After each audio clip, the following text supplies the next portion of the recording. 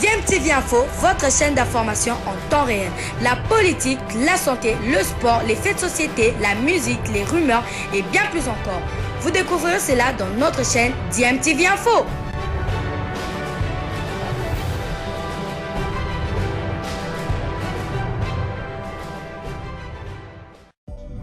Vous êtes sur DMTV, bonjour ou bonsoir, cela dépend de l'heure à laquelle vous nous suivez. Tout le plaisir est pour nous de vous retrouver, surtout de vous savoir nombreux en train de suivre votre chaîne YouTube DMTV qui vous propose l'actualité, mais vous propose également des analyses et des réflexions sur des sujets d'actualité, sur des faits sociaux ou tout simplement sur des réalités que nous observons chez nous en République démocratique du Congo. Les réalités ne sont pas souvent bonnes en RDC, ça je m'excuse un peu de le dire, ça n'a rien à voir avec le patriotisme ou bien quoi. Certains pourront dire en suivant cette vidéo que voilà, on veut mettre en lumière ce qui ne tourne pas rond en RDC, mais voilà, c'est les réalités. DMTV vous propose des réalités qu'on observe chez nous en RDC et on va montrer ces réalités, qu'elles soient bonnes ou mauvaises. Donc voilà, nous sommes toujours dans la fièvre de cette qualification pour les barrages de la Coupe du Monde Qatar 2022. Vous savez, nous sommes toujours dans cette fièvre. Et évidemment, le dimanche dernier, le jour du match, et c'était le public congolais était vraiment focalisé sur cet événement-là, mais il fallait aussi faire des aménagements pour permettre à tout le monde de pouvoir suivre cette rencontre. Donc voilà, les deux rencontres de la Linafoot de Ligue 2, zone Est A, donc au niveau de la province de la Chopo, c'est-à-dire Kisangani là-bas, qui était prévu le dimanche, était maintenu avec une petite modification par rapport aux heures. Donc Dynamique contre Makiso était prévu à 13h. C'est joué finalement à 11h et le derby entre le Tousouli Malekesa et l'AS Nika, le derby vraiment de Boyoma, le derby de Kisangani était programmé à 15h. Aura finalement lieu à 13h. Donc, c'est-à-dire quand même pour permettre au public, juste après le match, de filer vers les postes de télévision pour pouvoir suivre la rencontre entre la RDC et le Bénin. Donc voilà, et c'est là, ce communiqué avait été précisé par kabalisolo.com, par le journaliste Jerry Lombo, officier média de la Ligue nationale de football à Kisangani. Donc voilà, les dimanches derniers, vraiment, la Linafoot a compris que ça ne sert à rien de pouvoir maintenir le match à la même heure que les Léopards. Les gens ne seraient pas concentrés, perturbés. Même l'arbitre, il faut penser à tout le monde. Il faut penser aussi aux officiels, aux dirigeants, aux notables qui allaient venir au stade. Donc, il fallait penser à tout cela. Et donc, initialement prévu à 15h, le dimanche 14 novembre, et à la même heure que les grands duels des Léopards et les Écureuils, les très attendus derby boyomais entre l'AS Nika et les Tousouli Malekesa avaient été avancés de 2 heures, vraiment suffisant pour pouvoir vite filer à la maison, bien dans des terrasses, suivre ces matchs-là. Donc, voilà. Avant de parler de vous donner un peu les résultats quand même de ces derbys et le compte rendu du match, mais regardez quand même, je vous propose quand même les images du célèbre stade Lumumba, le stade Lumumba de Kisangani. Franchement, ça va vous faire mal au cœur si vous voyez ces images. Mais je vous propose ces images et puis nous allons revenir pour pouvoir poursuivre le sujet. Et du stade de la Rénovation, pourtant un terrain homologué. Ici, l'on fait avec des tas de sable pour compenser les flaques d'eau sur une pelouse naturelle complètement à la peine.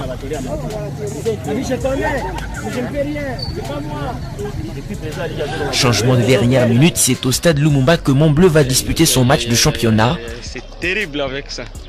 La situation ne s'améliore qu'à la différence du nom des installations sportives. Vraiment, c'est terrible.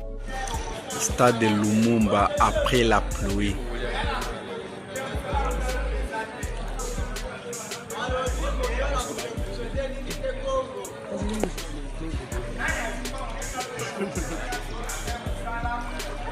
Mais avec toi ici, hein?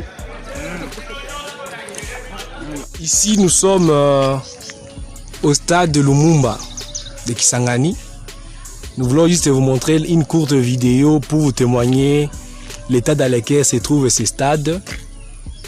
Il y a des eaux stagnantes un peu partout. Les éleveurs de chèvres viennent s'y procurer des herbes. Et le stade s'est transformé en un sanctuaire de lézards et et des agames qui vivent paisiblement. Voilà. Ici, nous sommes à Kisangani, hein? Le stade de Lumumba.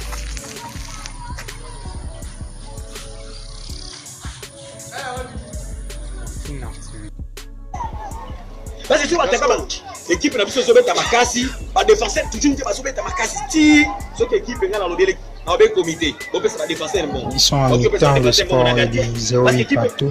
Et le coach est en train de dire ce qui a été la première période.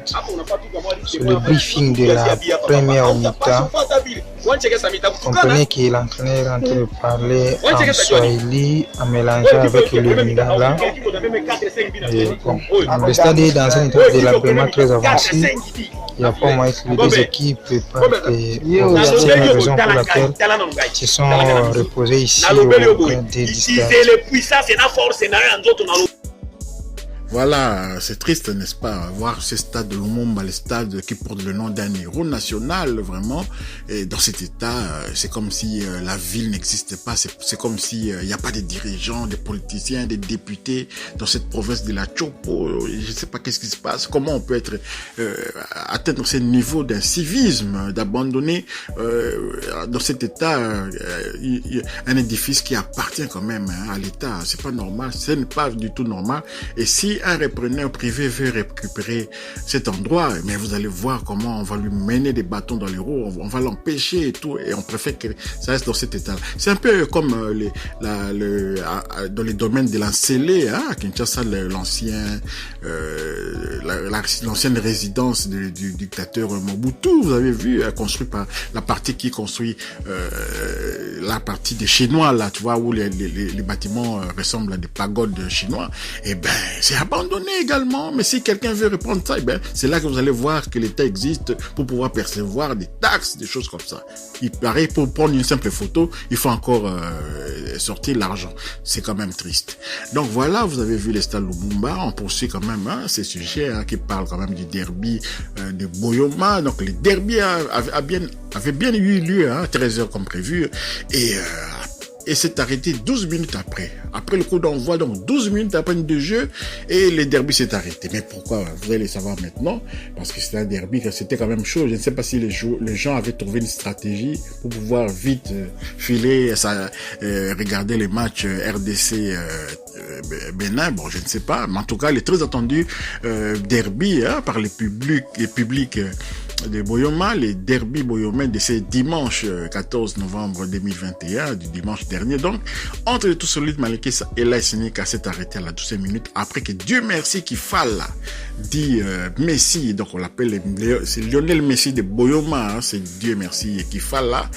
Et après qu'il ait transformé de la plus belle manière un coup franc excentré dans la surface de réparation. L'arbitre international Tanguy Lopembe a décidé de mettre fin à la dite rencontre, déclarant avoir reçu un coup d'un fanatique de Nika juste après le but de Malekesa. Avec 0 point après 2 journées, Nika a débuté la rencontre très haut en observant 2 corners en 7 minutes face à son rival éternel qui ne comptait qu'un seul point en deux sorties quand même, parce que c'est la deuxième journée de ce championnat qui commence quand même bien tard. Mettant les pieds sur le ballon, c'est grâce à son maître à jouer, Dieu merci qu'il faut là, que le tout celui Malekesa a ouvert la marque, parce que c'est lui qui s'agit, c'est de lui qu'il s'agit, Dieu merci qu'il faut là. Il a encore réédité l'exploit de la saison passée lors de la phase de groupe en marquant sur balle arrêtée contre Nika. Donc c'est comme si Dieu merci qu'il faut la marque sur coup franc. Pour les supporters de l'AS Nika, le match va se poursuivre ultérieurement, et pour ceux de Tousouli Malekesa, bien évidemment, leur équipe a déjà remporté ce match par forfait parce que le match s'est arrêté suite à un incident impliquant les supporters de l'AS Nika qui ont agressé l'arbitre. Et donc voilà, pour eux, le match s'est plié, c'est 3 points. Donc la balle revient maintenant à la Linafoot de prendre une décision après les rapports de l'arbitre et du commissaire du match. Il faut noter que la saison dernière, l'AS Nika et Malekesa se sont rencontrés à 3 reprises, dont une victoire pour Malekesa et 2 matchs nuls. Je vous laisse quand même regarder en bref quand même la liesse populaire à Kisangani, dans les rues de Kisangani, les supporters du tout solide Malekesa qui étaient déjà dans la joie, et pour eux ils ont gagné 2 heures après. Ils ont encore gagné grâce à la RDC, grâce à Dieu merci Mbokani et à Ben Malango qui ont donné les 3 points nécessaires à la RDC pour poursuivre son chemin dans les éliminatoires de la Coupe du Monde Qatar 2022. Regardez ces images et nous on se retrouve juste après.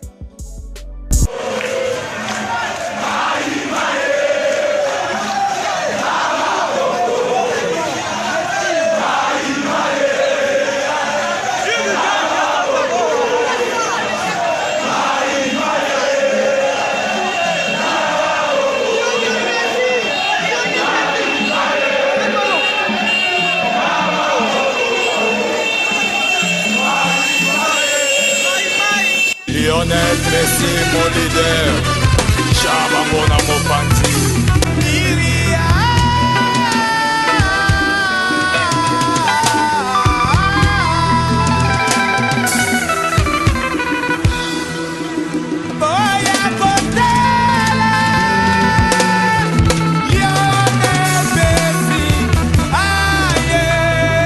Alex Fomonti.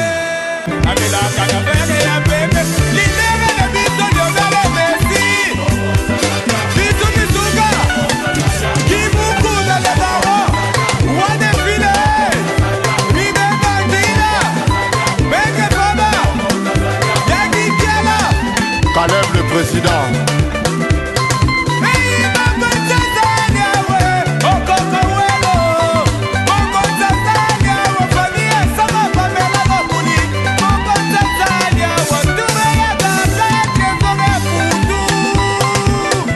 Pechanga, Bois Noir.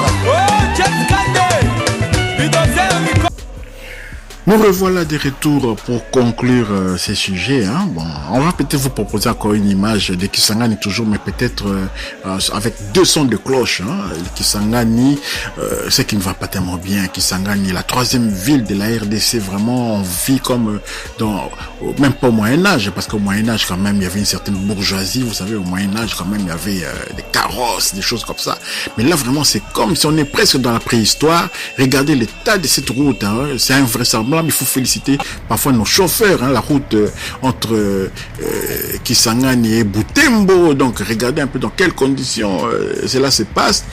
Et puis je vais vous montrer encore comment la population est maintenant en train de puiser l'eau, comme dans les chansons, Marie-Madeleine va puiser de l'eau, donc c'est dans les ruisseaux et tout. On est vraiment comme à l'époque vraiment les plus sombres de certaines civilisations. Donc voilà. Et on vous montre ces images et puis enfin on va quand même conclure d'une manière un peu positive quand même à Kisangani là-bas il y a des bonnes choses qui se passent. Je vais vous laisser découvrir tout ça, mais voilà, on voit ça et puis on se retrouve juste après pour conclure les sujets concernant le football. Mais ça nous a fait quand même mal de pouvoir passer comme ça pour faire croire que tout est rose à Kisangani, dans cette province de la Chopo. Tout n'est pas rose. Il y a la population vraiment ne vit pas mais survit. On peut dire que la population survit. Il y a beaucoup de tracasseries, il y a beaucoup de difficultés et voilà. C'est bien à noter à Kisangani. Kisangani, la 3e ville quand même. Singamwambe, qui est Tantina Betty chantait dans ses chansons. Et voilà dans quel état nous trouvons cette ville quand même, de la province de la Chopo. Suivons et puis nous on se retrouve après pour conclure.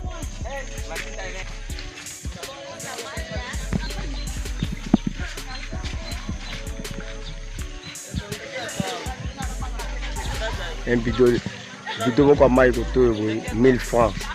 C'est auto qui bidon comme maï coûte 1000 francs. Boy. Et puis beaucoup le bel ceux que non tous en Akatia Congo bozo sala musala sont en train de regretter de tels manques de comportement de l'autorité bazana. Et nous souffrons, ils sont là très calmes là. 1000 francs bidon koana. Ça c'est grave. Ici à Mindambo, ils sont de dizaines à être heureux d'embarquer dans cet autobus. Comment on a besoin de transport, on a cher, le long on a coûté 500 francs. En quittant la bouillonnate municipalité des Héros, ces conducteurs de l'engin poursuivent sa route plutôt satisfaits. Sur ces grands acteurs de la ville ou encore dans ces espaces commerciaux, Transco suscite autant d'admiration de la part de la population. À 150 km d'ici, c'est la cité de Nyongara. Ici, c'est la même effervescence. Tous les hôtels tombés à faveur et à Fatih Béton. Dans cette cité de Dungu, à 220 km de la capitale provinciale, la population est aussi mobilisée pour saluer l'arrivée de ces engins. Et c'est mon ami Ezali Yakopoka, Natina était président de la République à Kanisibiso. À près de 300 km d'ici, ce bolé-bolé, dans cette autre extrémité de la province, Transco est déjà opérationnel. Un motif de satisfaction pour ces gestionnaires de l'établissement basé ici à Eziro. La tendance, elle est bonne. Lors de cette cérémonie de réception de ce 10 autobus, le gouverneur de province, Christophe Bassininonga, avait fait savoir que ces engins expressément envoyés dans sa juridiction sous l'instruction du chef de l'État Félix-Antoine Tshisekedi devront desservir tout le Haut-Tuélé. Grâce à ces grands chantiers d'infrastructure et sa stabilité institutionnelle, l'entité devient la locomotive du développement de la sous-région.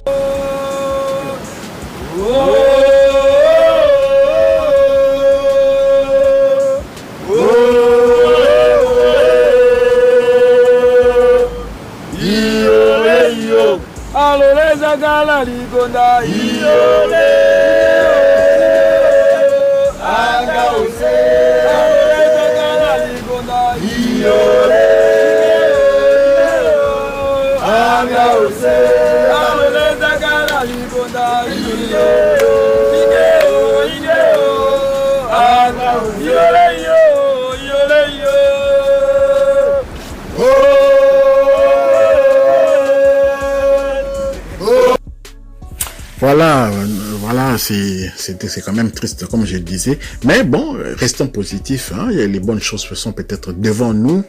Et Kisangani, on aime beaucoup cette ville, vraiment, de Kisangani, Stanleyville, ex-Stanleyville, la ville de l'explorateur Henry Morton Stanley. Et voilà, donc, Kisangani a deux grands clubs aussi, les Tous-Solid Malekesa, comme vous savez, qui nous a sorti quand même quelques internationaux, quand même, qui ont joué au sein des Léopards venant de Kisangani, hein, vous savez, des joueurs comme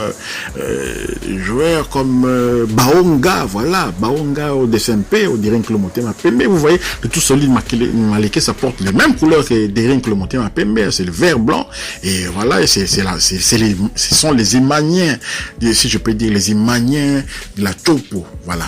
Et l'autre équipe, c'est l'ASNIC qui nous a aussi sorti des joueurs, des internationaux, hein, vous savez, des gens comme Sengue, des joueurs comme Kisubi, voilà, je parle, je ne sais pas si le grand Mokili Sayo, hein, s'il était de Malekesa ou bien de l'ASNIC, hein, on va faire des recherches, en tout cas, ces deux grands clubs-là de Boyoma, il y a encore Vita Boyoma, on n'entend plus parler, vraiment, vert noir de Boyoma, c'est-à-dire que Vita Boyoma contre Malekesa, c'était un derby, un peu comme Vita Imana. Donc, il y a cette équipe-là, et puis il y a aussi les cercles sportifs Makiso.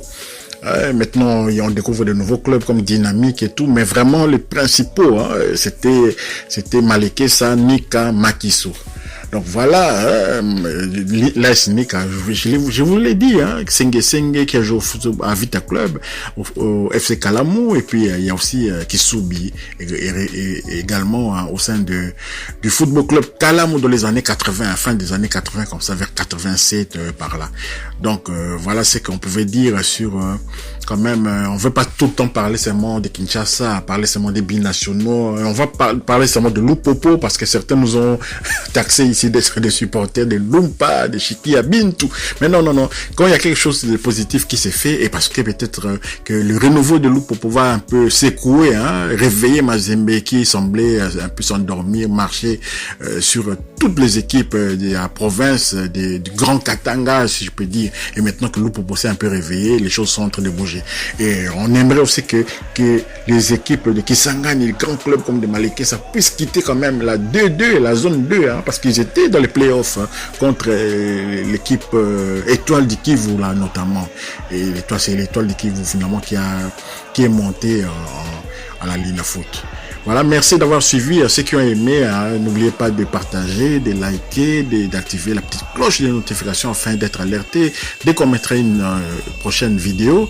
Et n'oubliez pas non plus aussi de vous abonner. Hein. DMTV a besoin toujours des abonnés. On a besoin d'élargir notre rayon, notre champ d'action pour pouvoir continuer à vous apporter des informations concernant notamment le football congolais, concernant la politique, même si la politique vraiment ne vous intéresse pas beaucoup, mais c'est pas grave, hein. DMTV est là, c'est DMTV Info, hein. DMTV Info, on est là pour vous apporter toutes sortes d'informations concernant, bien entendu, de près ou de loin, la République démocratique du Congo. DMTV vous remercie, hein, d'avoir prêté attention, hein, à ces sujets et vous dit au revoir.